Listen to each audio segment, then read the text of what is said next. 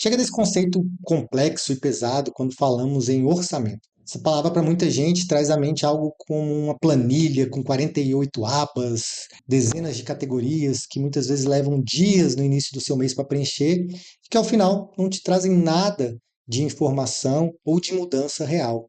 E muita gente prega essa complexidade quando a gente fala em orçamento. E hoje a gente vai fazer algo totalmente ao contrário. Nós vamos ver que, na verdade, o ideal é fazer algo prático, objetivo, simplificado. Porque o que a gente quer é algo que seja sustentável, que a gente consiga fazer e traga um retorno real. E com essa simplicidade, a gente vai ver que o orçamento não é nem um monstro de 7 cabeças. Na verdade, ele é algo simples, mas com um ganho enorme, porque a gente consegue enxergar de onde está entrando e para onde está indo o nosso dinheiro. Muita gente acha que o orçamento é uma prisão, que te aprisiona, te engessa nas suas finanças. Pelo contrário, ela te traz liberdade quando aplicada da forma correta. Porque você vai entender de onde está vindo e para onde está indo o seu dinheiro. E você vai ter o controle, a liberdade de escolher para onde ele vai a partir desse momento. Ele não vai simplesmente do dia para o outro sumir, sem você saber para onde foi. Mas você vai ter o controle de poder fazer ajustes e direcioná-lo para aquilo que faz sentido para você. Para iniciarmos a questão de orçamento pessoal, eu quero trazer o que é o principal problema dessa área. Por incrível que pareça, o problema não é você, é o sistema que é utilizado. Muitos pregam que o orçamento perfeito ele deve ter uma complexidade absurda, como, por exemplo, 47 categorias detalhadas, projeções de 5 anos, fórmulas complexas, gráficos sofisticados. Isso aí, em 3 semanas você já abandonou. É algo pesado e complexo demais. E qual é a verdade inconveniente que a gente tem que saber? A maior parte das pessoas não falham por falta de disciplina, mas por excesso de complexidade. Ninguém consegue seguir algo complexo por muito tempo. O cérebro rejeita sistemas que demandam um esforço diário constante. E por isso que a gente tenta e não consegue. É imposta uma complexidade muito alta. E a solução é a simplicidade radical. Primeiro, 5 categorias já é o suficiente. Você não precisa mais que isso. Depois, revisão mensal. 15 minutos no mês é suficiente, porque você está buscando algo mais conciso, algo que seja fácil de administrar. Então não precisa de 1, 2 dias, 3 dias às vezes para preencher, para analisar grandes planilhas. E nem horas durante a semana. 15 minutos mensais você vai ver que vai ser suficiente. E fácil de manter. Tem que ser algo amigável para você, algo que você consiga manejar bem, entenda como preencher e como analisar aquilo que você está produzindo. Vamos fazer o oposto do que todo mundo ensina, ou seja, criar um orçamento tão simples que você não terá desculpas para não seguir. Vamos agora para o orçamento que realmente funciona. E um bom orçamento não precisa ser bonito, ele precisa ser claro, revisável e prático. Primeiro, receita, as entradas que você teve. Todo o dinheiro que entra no seu bolso, essas são as entradas. 2, as despesas fixas, obrigatórias, aquelas contas que você não pode evitar e ela tem que ser paga todos os meses. É algo essencial na sua vida. 3, despesas variáveis, previsíveis, gastos flexíveis, mas necessários ainda.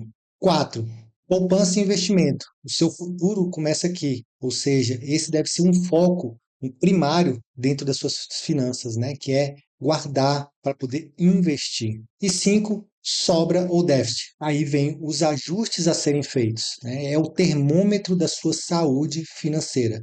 Quanto menos categoria, mais foco e menos atrito. Vamos montar um exemplo juntos agora para você ver como é que seria isso de forma bem prática e simples, para não ficar só na teoria. Olha só esse exemplo básico aqui de um orçamento. Número 1 que a gente viu, as receitas, né, as entradas. Primeiro, um salário de 5 mil e freelancers no valor de R$ 500. Tal de entradas, 5.500. Vamos para a etapa 2, as despesas fixas. Nós temos R$ 1.500 de aluguel, R$ 400 de contas, água e luz, transporte e seguro R$ 300, dando um subtotal de R$ 2.200. Bom, essas são as fixas, as essenciais para você todos os meses. Despesas variáveis que você vai ter e são previsíveis. Por exemplo, alimentação, R$ 1.000, lazer e diversão, R$ 600, saúde, R$ 200. Um subtotal de R$ 1.800. Agora a gente vai para o item 4, que é poupança e investimento. Aqui, suposição, né, está iniciando nesse mundo, ele reserva R$ 800, coloca no tesouro direto e R$ 200 já para compor a sua reserva de emergência. Um subtotal de R$ 1.000. Por fim, a etapa 5, a sobra ou déficit. Nós temos total de entrada, de entradas, né? 5.500 e um total de saída de 5.000, com uma sobra de R$ 500. Bom, pronto, você tem um orçamento funcional limpo e claro, que cabe até mesmo num post-it. Então, isso aqui é algo que funciona. Você já olha e enxerga poucas categorias, mas bem estabelecidas e com fácil identificação de onde está indo o seu dinheiro e onde podem ser feitos ajustes, caso necessário. Agora vamos para as 3 regras de ouro. A primeira delas é: pague-se primeiro. A sabedoria que vem do livro, né, O Homem Mais Rico da Babilônia, diz o seguinte: guarde primeiro para si mesmo, depois pague aos outros. Então, qual seria a sequência errada? Você recebe, você gasta e poupa o que sobra. Qual seria a sequência correta? Você recebe, você poupa um valor fixo já estabelecido e você gasta o resto. Por que que isso funciona? Porque se você esperar sobrar, nunca sobra. Esse se sobrar, quando sobrar, nunca sobra. O cérebro ele trata a poupança como um talvez amanhã, quem sabe, se isso ou aquilo acontecer. Quando você se paga primeiro, transforma isso em um hábito automático. Você estabelece esse hábito. Você não pensa, você não para, será que eu. Não, não, já está estabelecido. Você vai retirá-lo já no início, essa quantia. Não existe exceção ou ocasião específica. Você vai fazer isso porque já foi estabelecido. Essa é a primeira regra de ouro. A segunda regra, a regra dos 20%. Você estabelece percentuais dentro das categorias que você estabeleceu. Como assim? Bom, 50% para necessidades, aquelas despesas essenciais e obrigatórias. 30% para desejos relacionados à sua qualidade de vida e lazer. E 20% para investimento, ou seja, construção de patrimônio. Olha só, reflita nessa frase. Quem investe 20% da renda caminha para a riqueza. Quem investe 5% apenas evita empobrecer, por causa de um efeito chamado inflação, a perda do poder de compra. Então, mas claro, você tem que observar, nem sempre você vai começar já com 20%.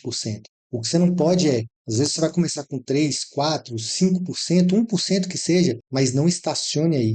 Crie metas de mês a mês aumentar 1% ou um determinado período. Tente chegar nesses 20%, que vai fazer diferença no seu futuro. Agora vamos para a regra 3.